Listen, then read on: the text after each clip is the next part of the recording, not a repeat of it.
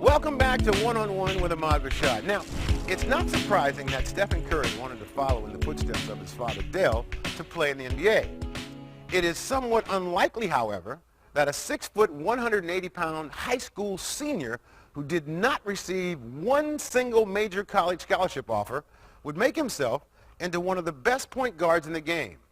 And also, the player hearing the most MVP buzz so far this season.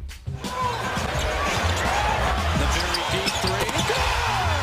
Make no mistake about it, Steph Curry has been tremendous. The steal, and he twirls it in. 40 points for Steph Curry. Few better in the NBA right now than him. So this is the year that you guys cannot sneak up on anybody. I mean, you come out like gangbusters. It's got to be a great feeling to start the season this way. It is. We knew we had a deep team and a deep roster and high expectations with a new coaching staff and getting that chemistry going. Didn't know how fast back then. One of the best pure shooters that I've seen, that I've played against, that I have witnessed.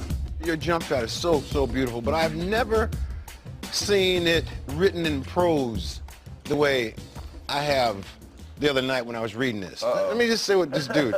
So I'm reading this, and it goes like this. The ball rests on Curry's fingers. Off his palm, his thumbs form a T on the left side of the ball.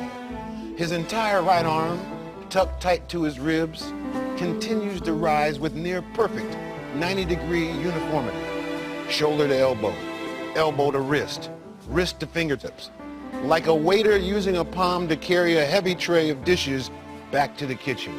That's poetry right there. It's I poetry. don't even know if I can't visualize that. I'm like checking my form while you're reading it. I'm like, I don't know. With the fingers forked on the other side. It's like, man, but you know, you have one of those kind of shots though. Just a pretty shot. Has it always been that way? No, I used to have like a little fling, like a hip. I don't know what you call it. Like I had a holster on my hip and I just sling it from there because I wasn't really that strong, but I had good touch so I could somewhat control it. When I got to about my senior year in high school, that's kind of when it became what it is now. I have watched you play for quite some time, and I've never seen you play like you don't belong. I mean, you're very comfortable in that arena, very comfortable at that level that you play at. So where's that confidence come from? The preparation every summer. I know that's the time that you work hard, push yourself so that it becomes natural on the court during the season. I feel like I put myself in a lot of different situations to enhance my game so that whatever comes my way, you're ready for it. Steph, no timeout with 6. Curry for the lead. You've prepared yourself, but you enjoy the moment. I've watched sure. you enjoy the moment. For it's sure. like, bring me that moment. That's what you play for, right? Nobody works that hard to not take advantage of those opportunities. And in the league, there are a lot of them. Curry, rebound in motion, behind the back, step to the rim, to lay it up and in. Look, this guy running the show makes all the difference. For me, to this point in the season, I think this has been the MVP of the MVP so far. I think he's been the MVP in the league. It's early in the season, but it's not too early to hear the chance of MVP.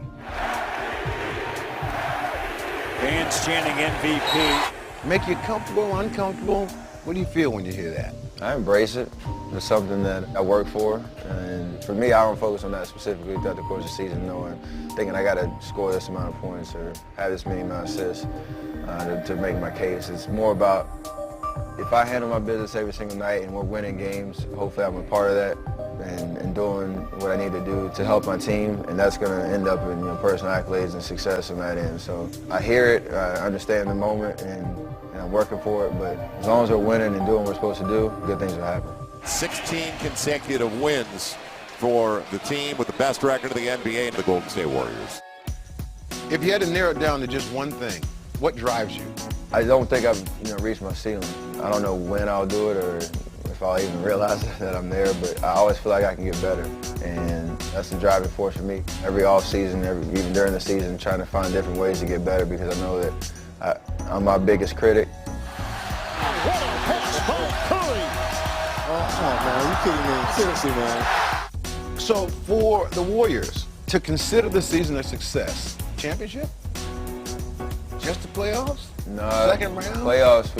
Oh, that we've sounds experienced that. weird now, doesn't it? It does. It's like there's no joy in first round playoffs. I mean, what is that? You just get to work an extra week? Yeah, I know. Minor milestones are great, but we have our eyes set on bigger things. So I don't know if it's a championship or bust, but I think in that locker room, if you asked us, that probably would be the answer. Because at the end of the year, we don't win a championship. I know we'll be very disappointed, but hopefully we won't have that conversation. Now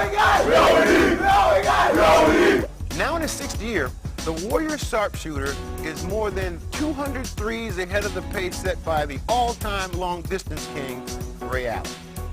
Do not go anywhere, because when one-on-one with Ahmad Rashad returns, we'll sit down with the most valuable player of the 2014 FIBA Basketball World Cup, Kyrie Irving. Look, can anybody see this? Me, I'm tall. All right. Come on, man.